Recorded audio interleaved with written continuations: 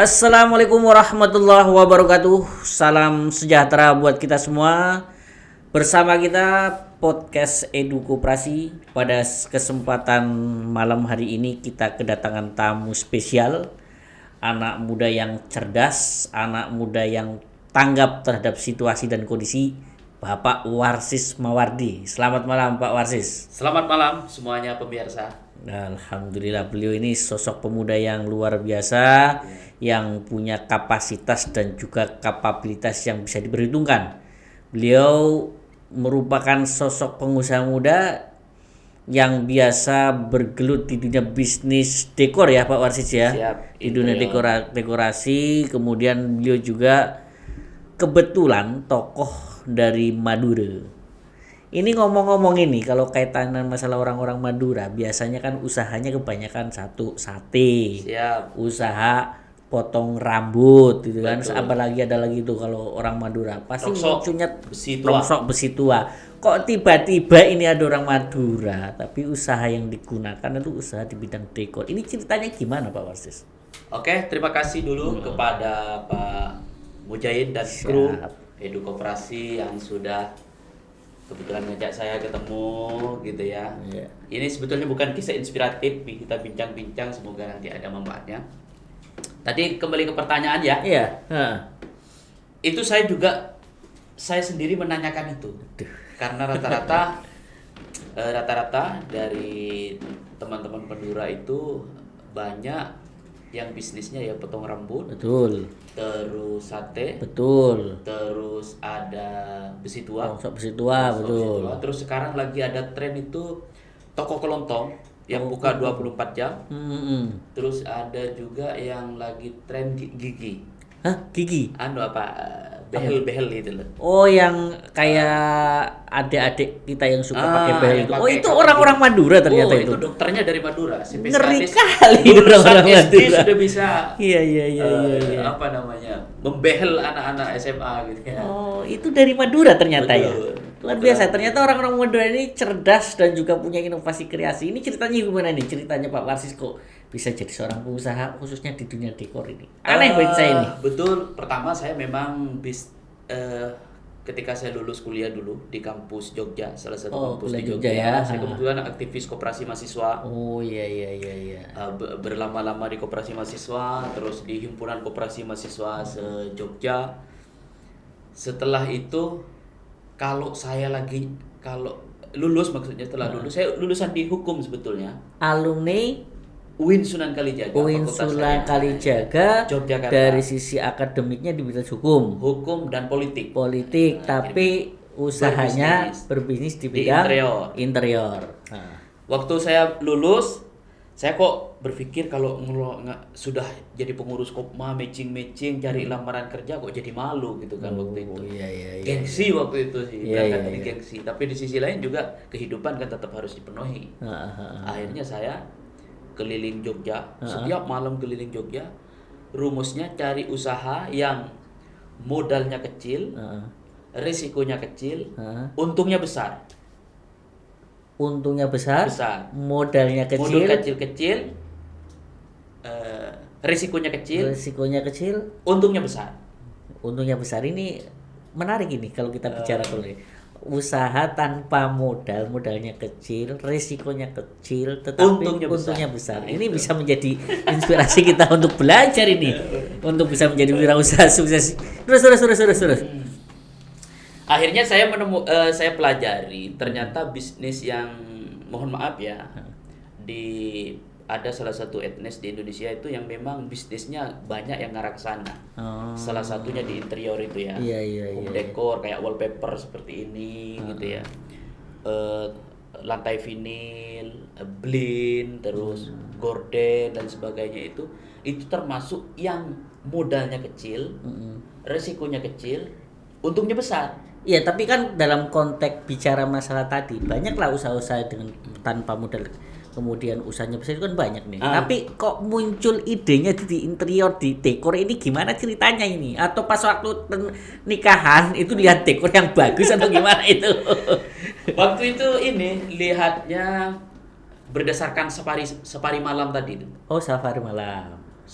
malam kita jalan keliling. Usaha apa sih orang ini yang masuk ke kriteria tadi? Sendirian itu. Sendirian naik sepeda Belum punya ini ya, pasangan belum punya pasangan. Ya adalah cuma ngintip-ngintip mahasiswi itu ada. Iya. Belum jadi pasangan.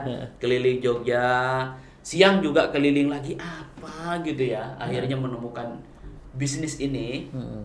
Dan masuk di kriteria tadi 3 kriteria. Akhirnya bismillah jalanin. Modal berapa itu awal? 5 juta. 5 juta. Sekarang 5 juta. omsetnya berapa nih?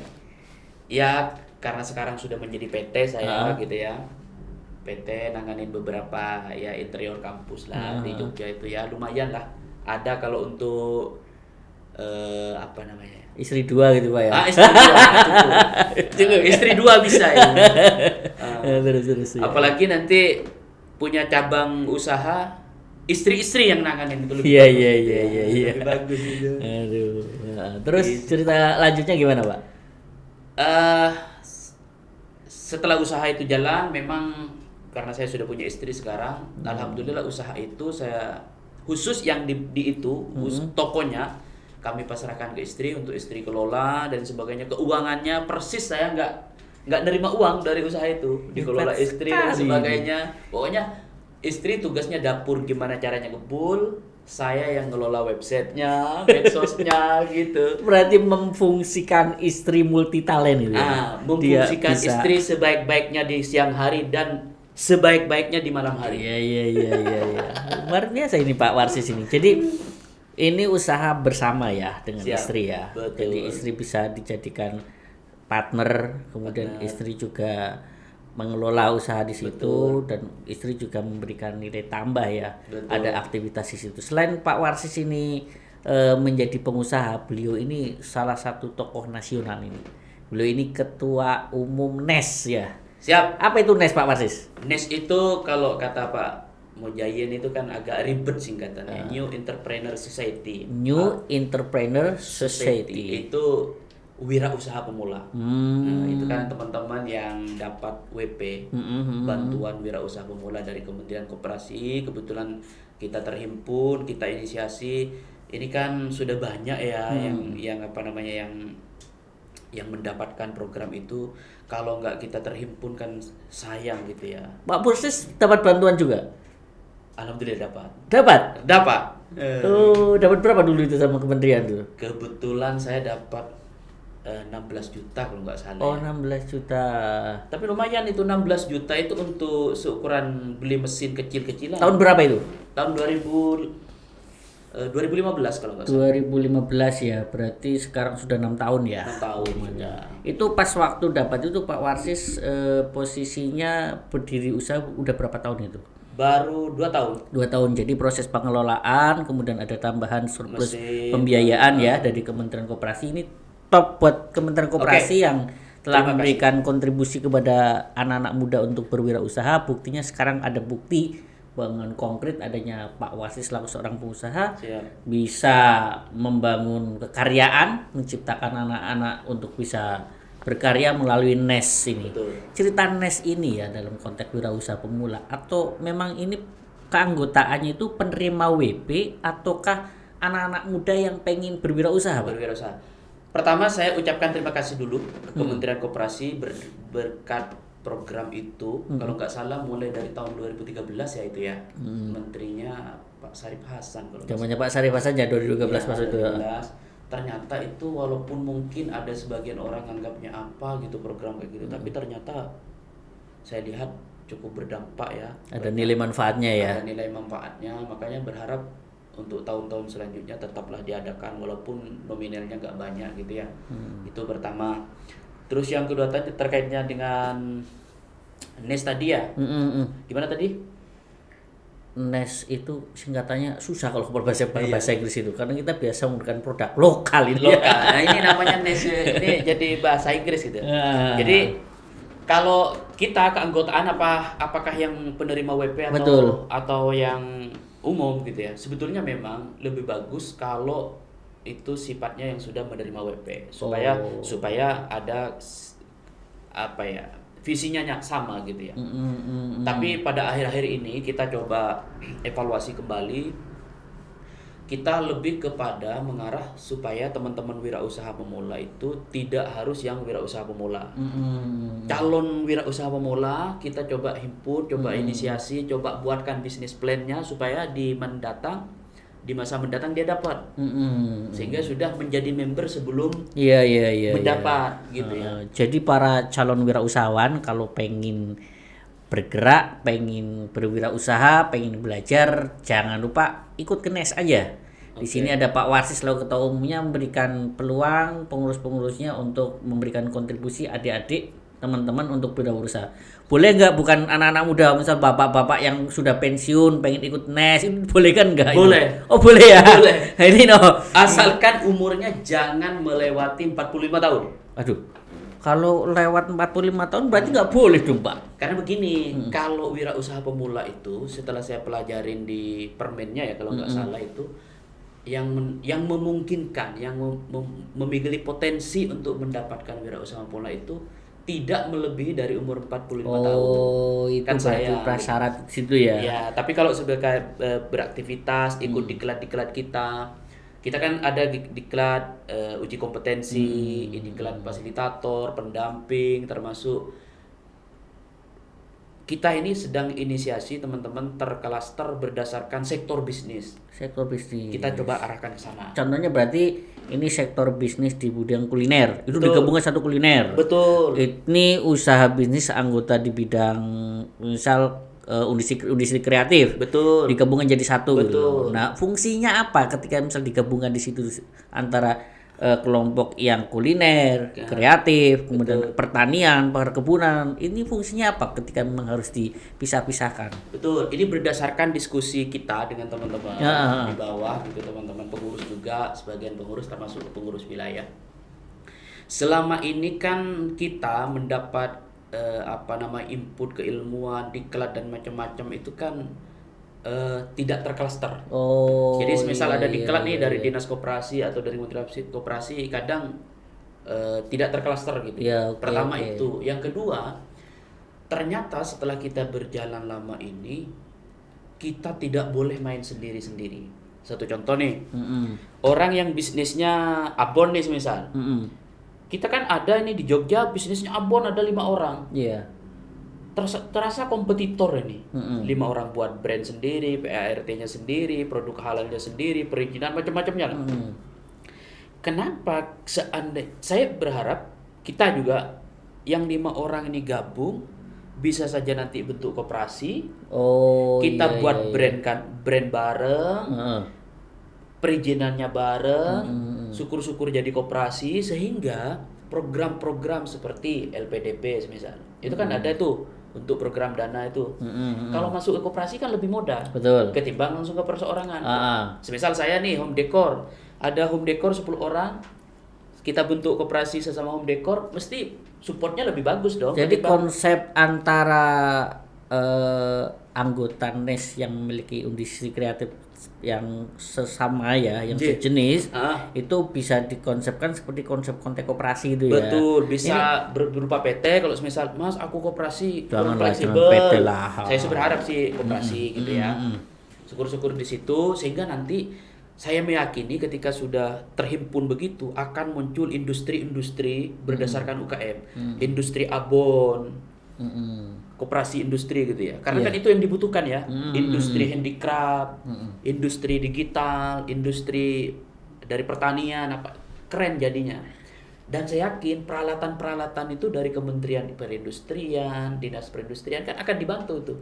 Ketika bukan perseorangan tapi kelembagaan kan. Konteksnya ini dibentuknya satu kelompok berdasarkan jenis sektor satu bisnis ataukah kita ini memfungsikan ini kan karena nanti kan ada beberapa jenis nih jenis komunitas-komunitas di situ. Memfungsikan NES-nya itu dari mana nih ketika mereka sudah berkelompok-kelompok dan sebagainya? Pertanyaan luar biasa nih memang kalau dari senior ini selalu luar biasa cerdas pertanyaan. Memang coba formulasi di kelembagaan kita dulu. Maka di nasional itu kita ada pengurus pusat. Ada pengurus pusat ya. Kemudian baru di wilayah kita tidak bentuk struktural tapi hanya bentuk ketua sama sekretaris bendahara. Fungsinya itu berarti wilayah, koordinator wilayah atau DPD atau DPC? bukan begitu sistemnya. Kita bentuk ketua, baru sekretaris dan bendahara. Langsung ketuanya dari 3 orang ini adalah ketua-ketua dari kabupaten kota se-Indonesia. Oh iya Kabupaten. iya. Kalau misal Jawa Timur nih, ketua provinsinya 1 orang, bendahara 1 orang, sekretaris 1 orang. Baru anggota dari 3 orang ini nanti adalah ketua kabupaten kota seprovinsi. Tugas ketua kabupaten provinsi adalah mengklaster teman-teman UKM. Iya. Jadi ketika ada program bersama nanti enak. Ada proses percepatan gitu loh. Boleh. Jadi provinsi nggak perlu buat program masing-masing berdasarkan lembaga gitu kan. Tinggal karena anggotanya sudah ketua-ketua, ini kan lebih enak gitu. Ya. Ngomong-ngomong ini, dari konteks klaster tadi, anggota NES ini sudah ada berapa klaster yang sudah terkumpul di sini? Sampai saat ini belum begitu valid, tapi sudah ada terklaster, tapi belum terkoordinir dengan baik. Kalau boleh saya jujur. Klasternya apa aja coba? Sudah ada. Kita kemarin di handicraft. Handicraft ada? Handicraft. Oh iya. Terus ada food. Oh, makanan itu? Makanan gitu. Sebetulnya lebih bagus kalau dikelompokkan lagi. Terus ada digital. Ya, digital gitu ya. Terus kemarin apa ya itu? Kayak lele itu apa yang maksudnya itu? Budidaya. Oh, lele juga ada ya? Teman-teman Ya, jadi ini ikan gitu loh. Jadi memang posisi di dunia bisnis kita anak-anak muda ini kan banyak variasinya. Betul. Ada yang di usaha kreatif, kemudian ada di dunia peternakan ya, dan juga budidaya. Ini sebuah langkah yang bagus yang dilakukan oleh NES untuk menimbulkan semangat anak-anak muda untuk menciptakan usahanya bisa berkreasi untuk ke depan. Nah, ini yang saya pikir luar biasa yang dilakukan oleh teman-teman dan juga Pak Warsis untuk bisa membangkitkan nilai wirausaha di tingkatan teman. Tapi ujung-ujungnya jangan wirausaha saja Pak Warsis. Siap. Tentunya dalam konteks NES ini, karena ini satu kesatuan kelompok, itu bisa digunakan dalam satu wadah yang namanya koperasi. Apa memang sudah ada koperasinya ini Pak? Ya, siap. Terima kasih Pak Jaya. Saya sih berharap memang seperti itu karena memang kita sudah lama berkecimpung di koperasi. Sebetulnya ide barusan tercluster ini menggunakan prinsip koperasi sebetulnya. Prinsip keberapa itu? Prinsip koperasi kebersamaan, demokratis. Pertama kesamaan visi misi gitu tadi itu. Makanya di sana, makanya kalau di koperasi prinsip pertama terbuka dan sukarela. Keanggotaan bersifat terbuka dan sukarela. Iya, tapi walaupun terbuka dan sukarela, di situ disimpulkan sebetulnya kalau bisa satu visi, satu produk, satu item supaya tidak berbeda. Satu contoh, saya semisal bisnisnya interior, tahu-tahu bergabung dengan bisnis perikanan, nyambungnya di mana gitu kan? Tapi kan dalam konteks di sini kan konteksnya koperasinya koperasi teman-teman NES nih kan, yang punya sebuah komunitas di situ. Boleh dong dalam satu konteks di situ, ketika misal saya punya usaha nih, usaha di bidang industri kreatif. Betul. Tapi melihat potensi lele, boleh dong kita belajar tentang lele daripada anggotanya NES, gitu kan, melalui koperasi melakukan di situ. Kan boleh saja Pak Warsis. Sebetulnya bolehnya sih boleh, cuman kalau kita masih bisa dikatakan startup ya, masih betul-betul mencoba untuk membangun manajemennya baik, konsistensinya produk juga baik. Kadang ketika terkecoh dengan produk lain, akhirnya yang awalnya jadi berantakan gitu ya. Kita sih sebetulnya coba mengarahkan, memang sih ada sebagian orang itu fokus di beberapa bisnis gitu ya. Ada fokus di beberapa bisnis. Kayak saya nih, semisal bisnis di interior karena memang sudah ada yang nanganin, saya hanya bantu publikasi, manajemen sebagian. Tapi di sisi lain saya juga bisnis di diklat akhirnya. Bisnis di diklat. Pelatihan gitu ya, kayak gitu akhirnya. Iya. Tapi akhirnya ya asalkan salah satu bisnisnya bisa sudah settle gitu ya. Settle sudah bisa dikelola orang. Kalian jangan sampai nanti setiap bulan bingung gajian cukup atau tidak. Itu apalagi dalam kondisi Covid kayak gini, Pak. Benar. Wah, ini para pengusaha mengalami sebuah problem yang sangat luar biasa ketika Covid. Jangankan untuk gaji karyawan, untuk makan di rumah saja kesusahan. Kebingungan gitu. Nah, ya kan, saya ada cerita itu di daerah gitu kan, ketika mereka usaha itu luar biasa dari sisi pendapatan, tapi dengan gitu. Covid kondisi semacam ini secara ekonomi jatuh gitu Pak. Tapi ini NES teman-teman kayaknya tetap berjalan Pak ya, walaupun kondisi apapun. Ada yang berjalan, malah ada yang surplus, ada yang betul-betul minus. Ada yang surplus malahan. Ada yang surplus, ada yang betul-betul minus, ada yang pindah ganti usaha. Ganti usaha ya. Setelah kita pelajari lah teman-teman gitu ya. Ya, semoga COVID ini segera berakhir. Betul, sehingga anak-anak muda dan juga para pengusaha yang sekarang bergerak banyak persoalan ini bisa segera terselesaikan persoalan ini. Dan alhamdulillah juga banyak program-program yang dilakukan oleh pemerintah ya. Betul. Terhadap pengembangan kewirausahaan. Betul. Anak-anak muda ini terbantukan dengan program Banpres kemarin ya, dengan Banpres 2,4 juta ini bisa membantu mereka, walaupun memang kalau dari sisi material sangat kecil bagi para pengusaha, tapi memang ikut membantu nilai-nilai di situ. Dan inilah karakter anak-anak muda wirausaha yang ada di Indonesia ini, termasuk teman-teman NES ini. Kita tidak patah semangat terhadap persoalan-persoalan yang dihadapi, apalagi dengan adanya kekompakan antara sesama pengusaha melalui NES di sini. Harapan besar kita bisa bertumbuh bersama, berkembang bersama untuk meningkatkan produktivitas anak-anak muda untuk tetap fokus untuk menciptakan wirausaha, sehingga UKM kita itu berkarya untuk membangun cipta langkah keberadaan wirausaha. Tentunya ya Pak Warsis, harus berkooperasi dong. Siap, aku boleh ini deh sama Pak Mujain ini kan. Saya siapa sih yang nggak kenal Pak Mujain? Wah, nggak jahat saya. Balik nanya ini. Iya. Pak Mujain ini kan asam apa namanya? Pahit manisnya kehidupan ini sudah dilalui betul kalau beliau. Saya sebagai yang mungkin lebih junior di bidang usaha mungkin tidak sesettle beliau gitu ya, karena memang beberapa momen saya juga bareng Pak Mujain gitu kan. Bener, setelah saya pelajari dari beliau, akhirnya saya memang tahu bisnis itu sebetulnya kata kuncinya adalah manajemen ya, manajemen gitu ya, mengelola orang gitu ya. Makanya saya betul beberapa momen bareng beliau ini kan pinter banget manajemen orang gitu ya. Agak juga gitu loh, menempatkan orang di sini gitu ya, untuk mengarah ke sini gitu ya. Akhirnya menjadi begini gitu ya. Ya intinya sebenarnya konteks kebersamaan Warsis. Kita pengen bareng-bareng untuk menciptakan produktivitas. Semuanya bisa berkarya, semua bisa belajar, semua bisa kita lakukan. Yang penting bergerak dan tetap fokus untuk membangkitkan keberadaan bangkitnya para UKM untuk selalu berwirausaha. Siap. Kita harus keren. Saran dan masukan. Ya. Kita ini, saya pertama secara personal mohon saran dan masukan. Yang kedua secara kelembagaan di NES. Makanya saya berharap nanti Pak Mujain bisa jadi dewan pakar lah di kita. Bahan konsultasi terus, minta pandangan. Saran dan masukannya Pak Mujain. Siap, kita kondisikan bersama-sama lah. Yang penting siapapun yang pengen memberikan nilai lebih kepada UKM, kepada koperasi, kita bareng-bareng kita bergerak untuk menjemputkan hari esok yang luar biasa. Semangat untuk edukooperasi, semangat untuk bersama, semangat untuk NES, dan semangat berjuang untuk kekaryaan kita. Gerakan Koperasi Keren.